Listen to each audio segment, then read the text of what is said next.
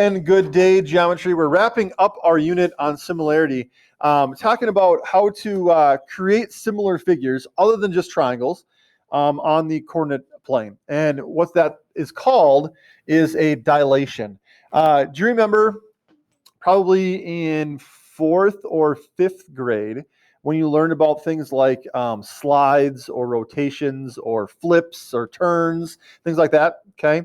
All of those types of things are called transformations of figures on a coordinate plane, but the size and the shape of the figure doesn't change, okay? If you slide something over, they're still congruent figures. This is the one transformation that results in a proportional figure, which is why it's in this section and not with the others. If you've been to the eye doctor before and your eyes get dilated, what does that mean happens to your pupils? They go, right? Okay, they expand. So a dilation is a way to either reduce or enlarge a figure.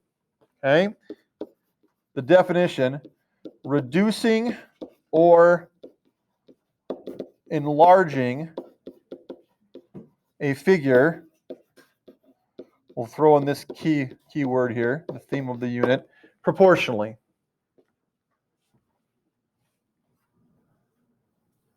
Reducing or enlarging a figure proportionally.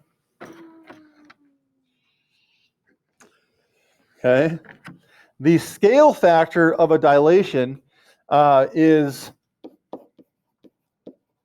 how much bigger or smaller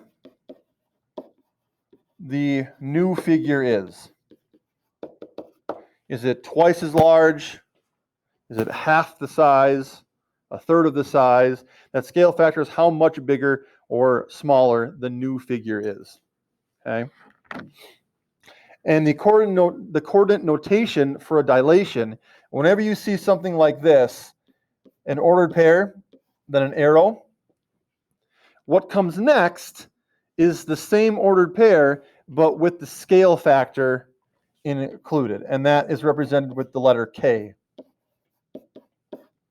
So Kx, Ky. If K equals 2, that means you're doubling both the x and y coordinate. If K is 1/3, it means you're taking a third of both the x and y coordinate, but you're doing it to both of them in order to keep it proportional. Yes? I don't know, to be honest with you. I have not researched the history why. I do know why we use x and y as axes for the coordinate plane, though, because when math books were first being printed, we don't have obviously printers like we have today. You had to go and get the mold of the letters so you could like kind of stamp it in there, and this is going to sound like a made-up story because I don't have all the details of the names and times and places, but whoever went to print this math book, he asked for, what's the largest quantity of letters that you have? And X and Y not being used very commonly, there was the ones that were most on hand, so he got all of those, and that's why I use them for the coordinate plane. I swear it's true. Google it. For sure, it doesn't sound, I'm horrible on the details, but it is actually legit, okay? But why they use K, I don't know why they use K. I don't know. So reduction is a smaller figure. Oh, I should say this too, sorry. So a reduction will occur if K is between 0 and 1. So kind of bringing back compound inequalities here. If that value for K, if that scale factor is between 0 and 1, then your new figure is going to be a reduction. It's going to be smaller. Okay, can't go negative here, right? If K is equal to 1, that means nothing changed because multiplying both x and y by 1, you're going to have the same coordinate point that you had originally. But between 0 and 1, it's going to be a reduction. If K is greater than 1, that is going to be an enlargement. All right. Questions so far? Yes? Can K be lower than 0? No, you can't have a negative scale factor. But can't you have negative? You can have negative coordinates, but when you start with an object, even if you can't have a negative reduction scale factor. Yeah. Okay, so going on to some examples here. If you've got multiple colors, it looks really nice when you do that, or maybe just make one thicker than the other or whatever. But in the spirit of Christmas, I'll use red and green for mine. Actually, I'll use black and red because the originals are in black. Okay, so it says complete the table, plot the original figure ABCD, and then plot the new figure when k equals 2. So here's this xy with that arrow, and our new ordered pairs of our new figure are going to be found by taking 2x and 2y. Okay, k is 2, so it's just replaced with 2 in each of them. So if our original point A is 2, 1, our new point is going to be what? 4, 2, double x, double y. Point B is originally 4, 1. Our new point B is going to be 8, 2, double x, double y. Continue that with point C. We get 8, negative 2. And point D, we get 2, negative 2. Right? So go ahead and plot your original figure, ABCD. We have a point at 2, 1, a point at 4, 1, a point at 4, negative 1, and a point at 1, negative 1. A little trapezoid there for you. Right? My board needs to be calibrated. That's horrible. So we have figure A, B, C, and D there. Right? Our new figure, which I'll do in red here, has ordered pairs at 4, 2, right there, 8, 2, 8, negative 2, and 2, negative 2.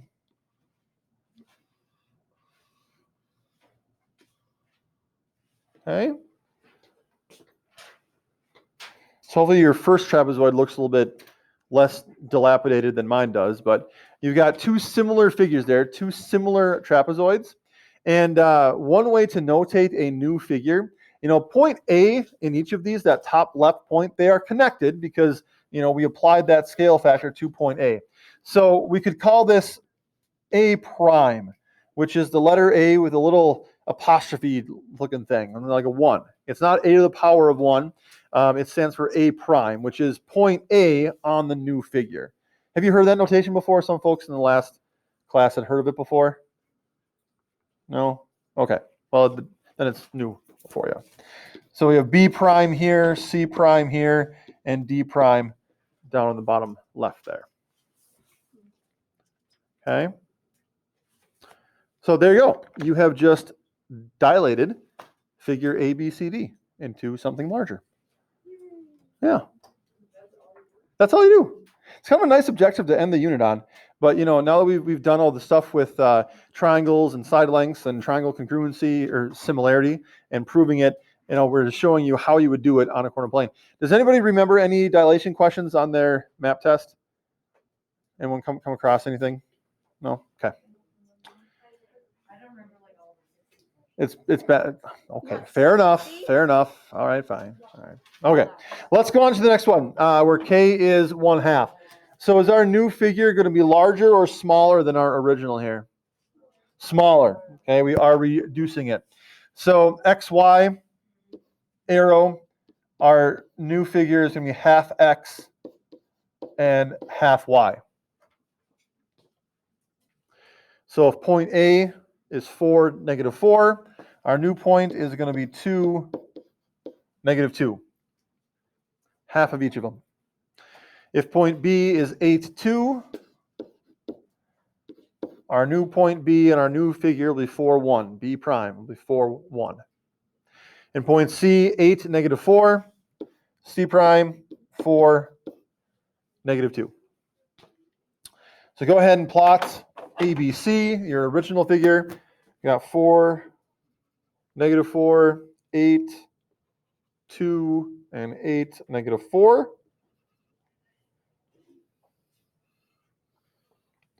Man, oh man. And then our new figure, 2, negative 2. 4, 1, and 4, -2. Okay. Our new triangle, our new figure is half the size of our original.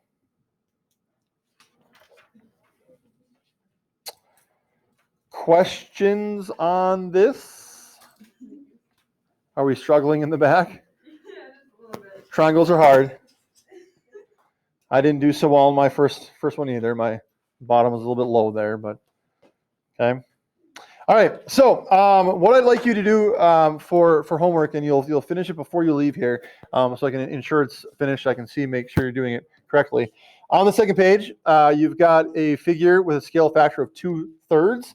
If you're ever wondering between all the Khan Academy and the math packets and everything, you're ever wondering if I like you, the answer is yes. Because looking at this scale factor and looking at the ordered pairs that I've provided, why do I like you? Because they're all factors of the factor. Right, because taking 2/3 of 3 or 2/3 of 9 or 2/3 of -6, it all works out evenly. Okay. The one below that, 5/2, similar story. That scale factor, that denominator of 2, and the fact that all the ordered pairs provided are even, okay, it should work out evenly for you. All right. Then down at the very end here, this bottom section where it says find the scale factor from figure ABC to figure LMN. What I'm looking for here, ABC represents the original figure, LMN is the new figure. I'm looking for you to complete this statement, XY, arrow, and then X, Y. What's that scale factor that we applied from figure ABC to get to figure LMN? Any ideas on how you would represent that, or how would you find that? Yeah. You can look through the changes between ABC to LMN and see what they have in common. Sure, you look through the changes. How do we get, from 12, the X value in point A, how do we get from 12 to 18? What's the scale factor from 12 to 18? And then whatever you come up with should match for the scale factor to get from 6 to 9. And that should follow through. In point B, -14 to -21, -2 to -3, point C, 6 to 9, -22 to -33. What are we doing in each case to get from the original figure to the new one? Yeah.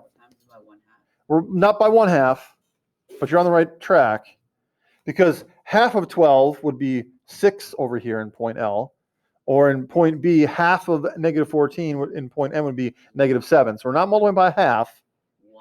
1 and 1/2, which we would write as 3/2 as an improper fraction here. Yeah. Okay.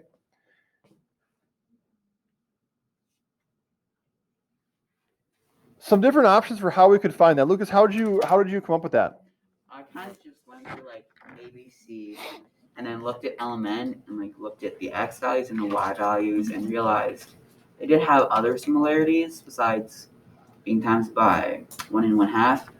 They were 12 and 18 can go they're both factors of 6. Right. Okay. So 6 can go with 12 and 18. And really 3 is that common factor between all 4, 12, 6, 18, and 9 there.